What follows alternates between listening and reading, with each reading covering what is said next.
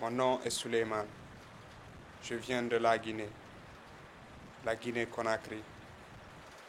Je suis à la recherche du chemin qui mène vers l'espoir. Ce chemin, mon pays le cherche depuis 1958. Nous sommes uniquement préoccupés de notre avenir et soucieux du bonheur de notre peuple. Préférons la pauvreté dans la liberté à la richesse dans le travail.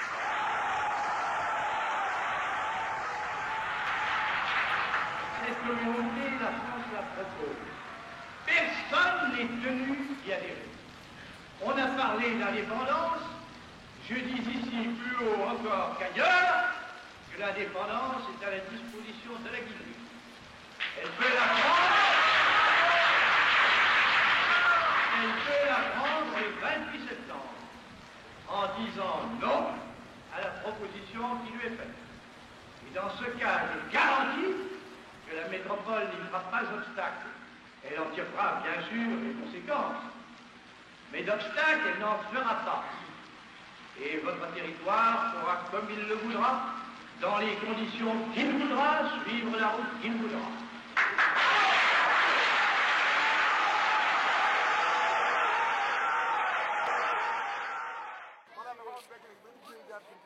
Quand je suis arrivé ici au Sénégal, on m'a dit qu'il y a plus de 2 millions de Guinéens qui cherchent l'espoir dans ce pays. J'ai constaté qu'ils sont des chauffeurs, des vendeurs de fruits, des boutiquiers et que sais-je encore. J'ai constaté aussi que la plupart des talibés viennent de la Guinée. J'ai rencontré Sadou Barry et des jeunes compatriotes. Ils m'ont dit qu'ils ont trouvé l'espoir dans un champ d'oignons et qu'ils vont le ramener en Guinée.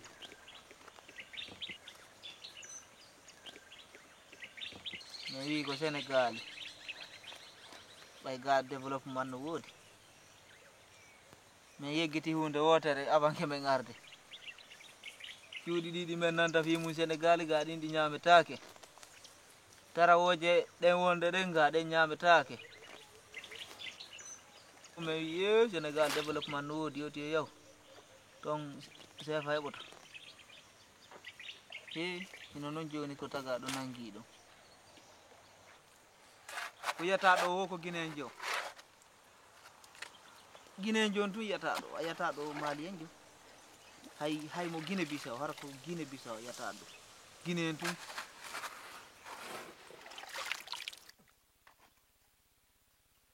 ko yarɗa o ɓe nama ɗo ko siɗa mari gollen sa mara feƴƴi yeeso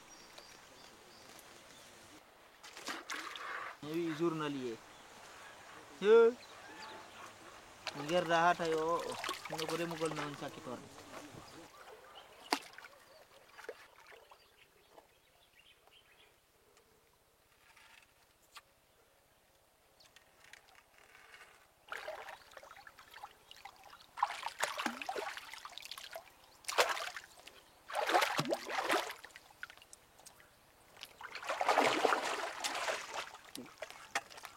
o yeyi ɓe goɗɗo no yani ɗo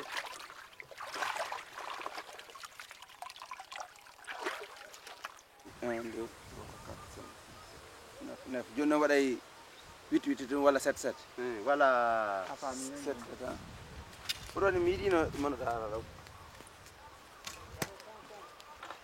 julde anga boya ha nga anda ko ka président o wona julde fek a faala Ono way. moy ɗa selli ñama kalisi biram bari ida wadde de jemo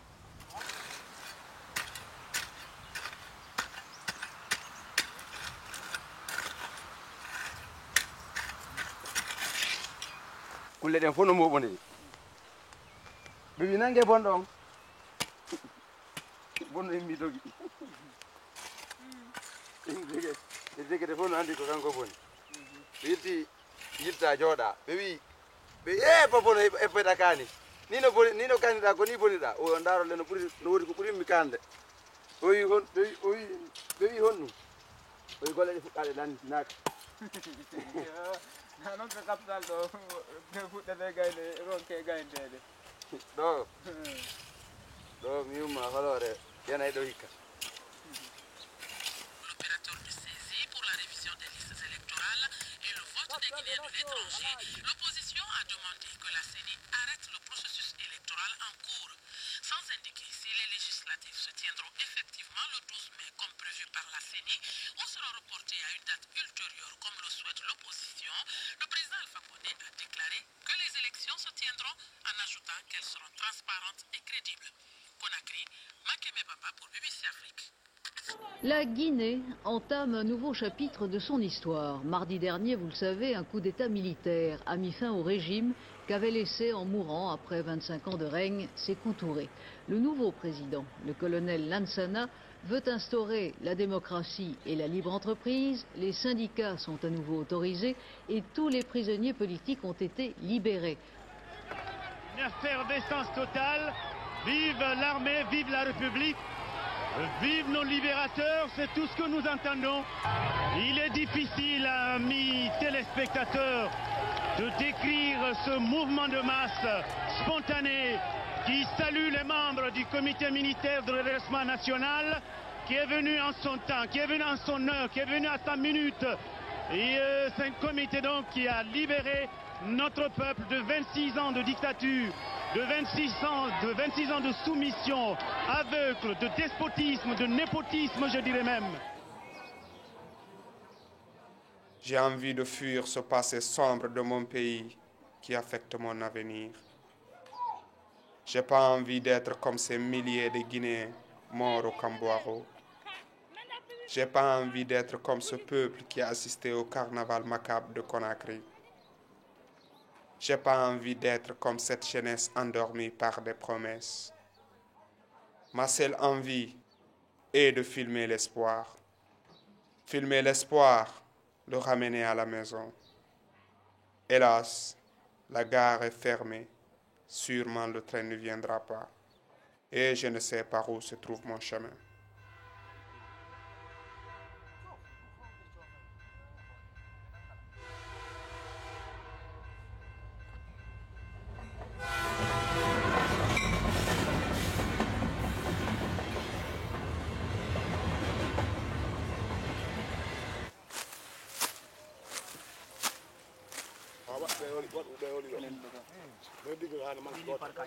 Ai kang, kosia.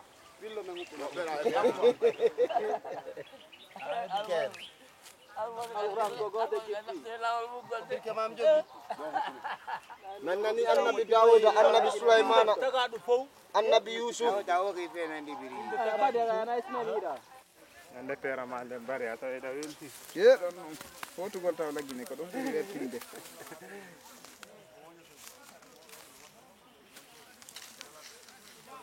ɓoɗo fof ara ɗa hollilam bagage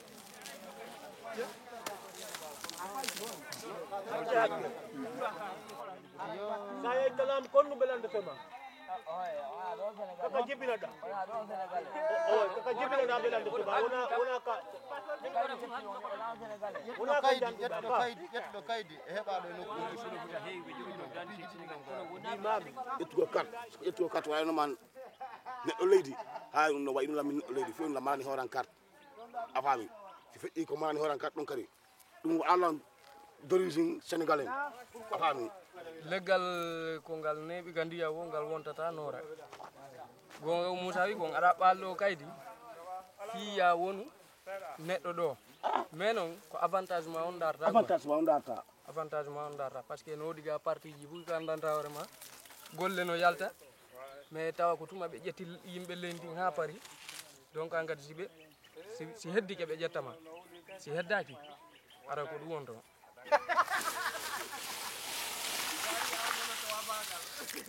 koyeke ko wono jango kapte Moussa da dudu ba ino mo perata ko se jama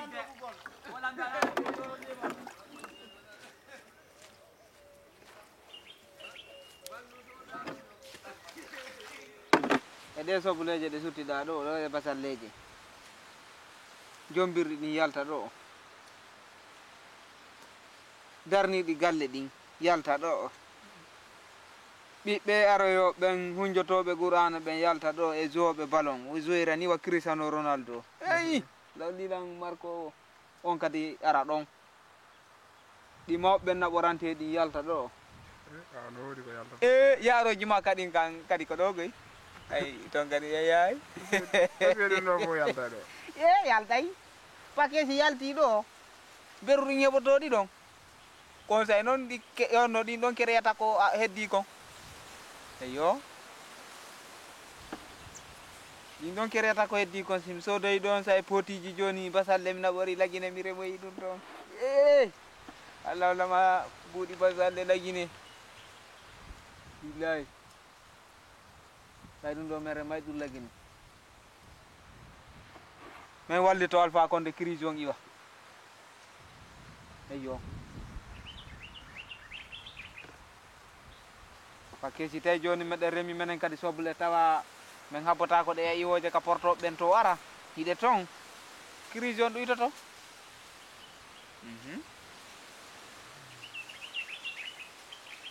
kawna gonga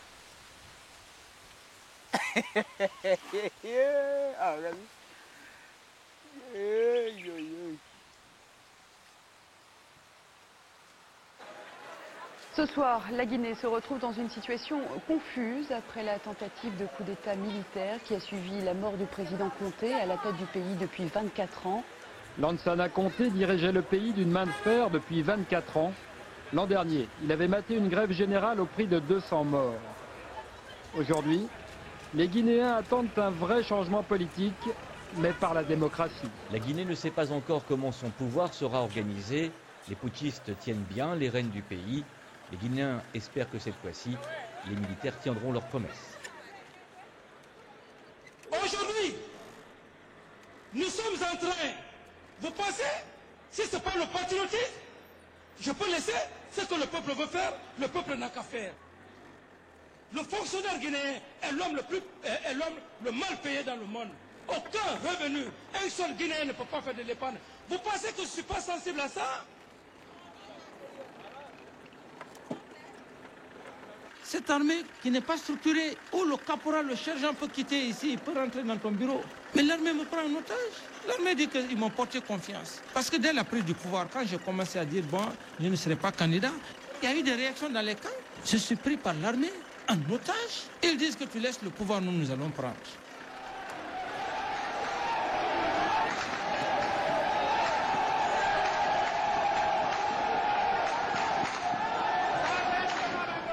De sources indépendantes, on cite plus de 80 morts, certains font état de 100, 150, voire 200 victimes. Quels sont les chiffres auxquels vous avez accès? Mais lorsque une grande marée humaine saccage les édifices, les commissariats de police, c'est saisir des armes et aller à un lieu de meeting. Ça déjà, c'est une menace, c'est effrayant. J'ai tiré sur lui parce que, bon, à un certain moment, il y avait une trahison totale à mon égard, une trahison totale de la démocratie. Il a essayé de repousser toutes les charges des événements du 28 septembre à ma personne.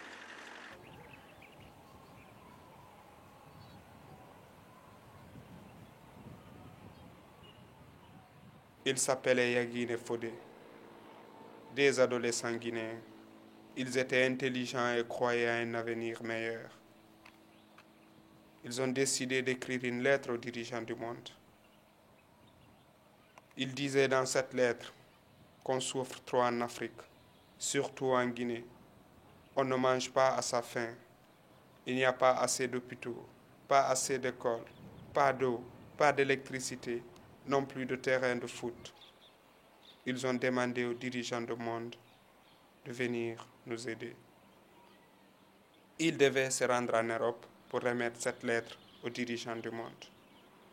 Ils négocient le voyage avec des travailleurs de la Air Sabena. La négociation était bonne. On a mis Yagine Fodé là où on mettait les bagages. L'avion a décollé en destination de Bruxelles.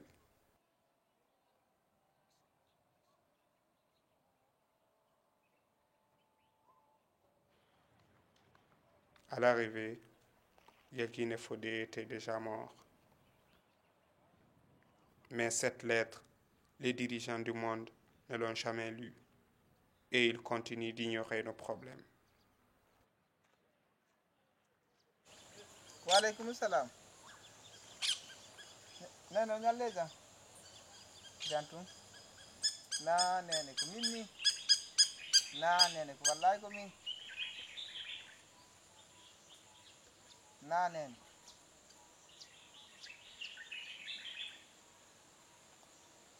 Nene ta kono ko fala do lawo ko nyande Allah hoddi dum ya.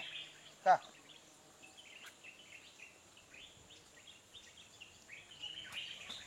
Nene si Allah jabi tawi hunde waɗade ɓayi piiji ɗi fof ko ñan tuma Allah hoddiri o ko ti fala hunde o kono e nder lewru e balɗe 15 fadde lan si Allah jabi ko ton horten suma inchallah ona ɗilan buuɗi lan ni ga nene ko ɗum noon mi inni on buuɗi lan ni buuɗi lan ni nene kami won ɗo noon ko kañum noon on jarama yo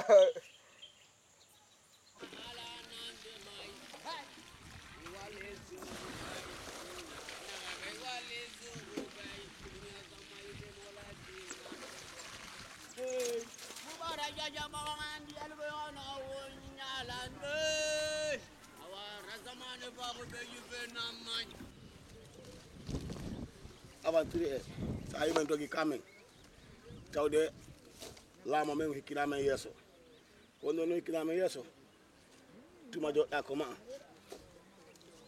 a wata golande hoore ma heɓa andu ɗum noon tawde den hande andu ɗe golle men jokki ɗo ko golle ɗanɗa hoore ma si omde laamo amen ngun hikkinimen yeeso ɗum ko amen men duwa wadde ɗum a faami ƴetta bal duwal hibba ndiyam ɗum ɗo fof ɗo naɓa pays yeeso kono tawi hikkiɗo yeeso on hittina fi mum a andi yimɓe makko ɓen doga yalta ene ono gonɗo ittata on laggine ka moɗon adda on ka amen ɗo ha jaboɗa hon ɗum pake sa wi laggine ko ma no weeli o yettoma kon ɗum ittuma ka weeli ɗon adduma ka metti ɗo ko ɗum o jabotoma dara tawa e hin gonga e hin no metti woɓɓe tigi tigi nayi men ɗumanno min wiyaɓe hey ko on no artike amen ari ga kono artike on no tawago argol ngo kono noon ko ɓaytay to sofi nani pakke taga ɗon tigi tigi ko mayɗo darante wurɗo darana e hoore mum goɗɗo no wona ka ɓor on no ka ɗumannotako ka heɓata kalise ɗuɗuɗi kono ka ñamata ha haara ce ɗon noon goy ɗon ko ɗon guilol ngol wonata kono noon addi onon yo wi tanƴinare ko laggine woni way ko waɗi men wi ɗum pakke wona kawti busata laggine wino saman fou yey sénégal mi ari ha oti ari noon joni ha hawrodiri e Carrefour on Carrefour noon ko on Carrefour wiyete 6 savé si oti anduno jaka wonayno toon pakke ko dogirta yahano ko goko si tawi hara ko accuɗa kon ko ɗum ɗon ɓuuri fanɗude bi ko heɓoyta to kon kono si tawi fayda foti a yiltitotawi ko maɗa rowani aɗen golli heeɓi seeɗa hikka kadi aɗen golli heeɓi moyen ko heɓuno kon ala évoluide min nder ɗum ɗon si tawi hara mi daari e proposition o min kadi haray ko gollugol toon ɓuran lam ɓay toon mi doga hen o guesa mi doga hen o Fouta mi ara ka Conakry Fouta mi remu ko waɗi noon temmere si muusima ɗo joni ɗo nde gravi tum ɓanndu ndu fof muusay hande ko temmere nden ko laggine woyten ko ɗon ɗon temmere nden kono ɓanndu ndu fof muusi saabu honno Afrique fof mais ko laggine tum way noon ko laggine tum way noon bien sûr mais joy noon e Afrique fof ko laggine ko ɗum no waɗi sen wolde fi laggine tum ha alandike men wonde si tawi men yahay toon hi men yahay par ce que ko toon woni ko nene amen noon men o piyay men ko kanko men piide kanko woni ƴettude finka fella e ni kono il faut que men yaha ɗo no ɓutti kono si mi yettoma ka ɓutti ɗo noon ko ɗo goɗɗo on taha o perda fulɓe Fouta Djelo hara na nen ɗaynir fulɓe Fouta Djelo jooɗi ɗo woni paaje woɓɓe acca ɓe ngumi woɓɓe hara jombade ara jooɗo ga ha perdire ni mi wataɓe kondude sakko wona ko bulgugol maintenant hande onon so ngari on heeɓi ɗo on heeɓi expérience a faami on la mo natam expérience do lagine mi nata wana gonga mi nata on ko fenande mais mi do humpano on expérience do wonirta gonga fiyonu parce que do ngandi ko accudon ton ko tege ta itto hakkille ma innugol o da wadi men men haɓali mais si wa haɓude taw il faut que wi'a goo si wi'a ɗiɗi ɓeɗo ko waɗi ɗum ɗon fof ɗum ɗo weddorte ɓawo woni hande kadi min ko inɗen ko tama o développement wonde laɓɓude gonga a faami ala ko ɗum waɗi simi inni ɗum ɗo si mama hawtama exemple no woli ko waɗa ɗiɗo jokkama tato jokkima ha joni tawata wawi quartier on ko fof jokkima tuma noon a wata itto haqqille ma ko probléme to sakkitorta to kasa adorama tampere kono sakkitortake tampere inchallah a yiɗi ndi yiyata ɗon ko ɗin noon woni hoore hano ko ɗi wiyete umum ɗin huuɓiti woni hoore dow ga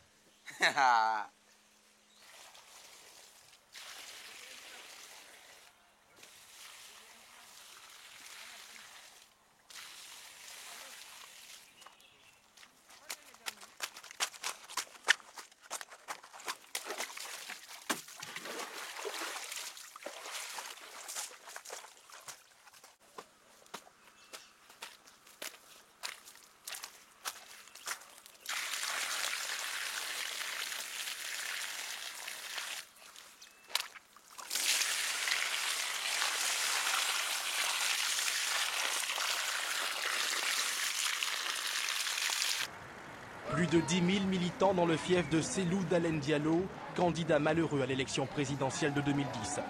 Autour de lui, tous les leaders qui comptent. Il dénonce en chœur le report à répétition des élections législatives. Toujours en Afrique de l'Ouest, 3 jours de flambée de violence politique dans la banlieue de Conakry, la capitale guinéenne. Entre 5 et 6 personnes ont été tuées hier dans des affrontements entre opposants et partisans du pouvoir et dans des heurts avec les forces de l'ordre. Ça tirait encore aux premières heures de ce dimanche. Et ce regain de tension remonte à jeudi à la suite d'une nouvelle manifestation de l'opposition contre le décret présidentiel fixant au 30 juin les élections législatives, lesquelles ont été repoussées maintes et maintes fois depuis plus de 2 ans donc en Guinée. L'action des forces de l'ordre suscite des interrogations, nous dit Cyril Ben-Simon.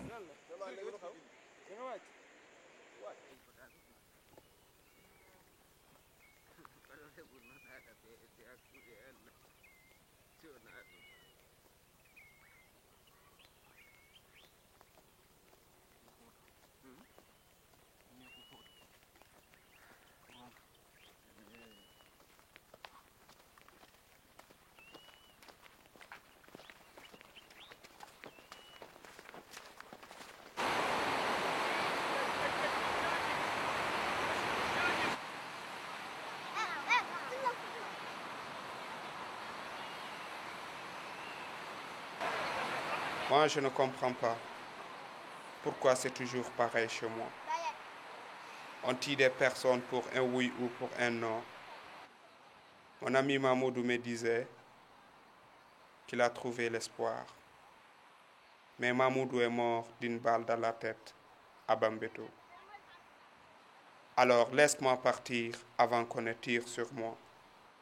Laisse-moi partir avant qu'on ne tire sur ma caméra. Laisse-moi partir avant qu'il ne soit trop tard.